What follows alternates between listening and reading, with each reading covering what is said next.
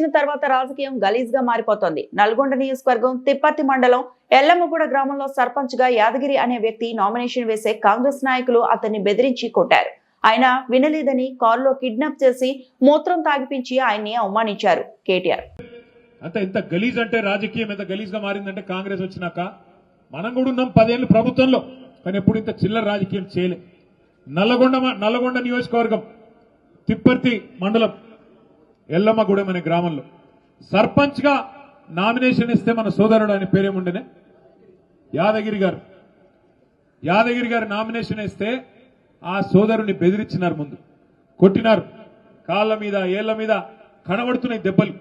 Examination చేస్తే ఏ doctor అయినా certificate ఇస్తాడు, బాగా కొట్టినారు.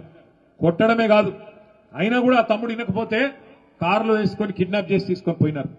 తీసుకొని పోయి అక్కడ ఉండే మంత్రి బలుపుతో ఆయన కనుసన్నలో ఉండే ఆయన అనుచరుల అహంకారం వల్ల మూత్రం దాగిపించి ఆయనను బెదిరించి ఇన్సల్ట్ చేసి అక్కడికక్కడనే ఆయనను అవమానించే ప్రయత్నం చేసినారు. అంటే ఎంత కిరాతకమైన, ఎంత చిల్లర వికృతమైన రాజకీయం ఇది ఈ జిల్లాలో జరుగుతున్నది కాంగ్రెస్ నాయకుల కనుసన్నలో. ఒక్కసారి మీరు ఆలోచన చేయండి. అట్లాగే ఒకటి రెండు కాదు, ఇట్లా మరిన్ని అప్డేట్స్ కోసం మా ఛానల్ ని సబ్స్క్రైబ్ చేయండి.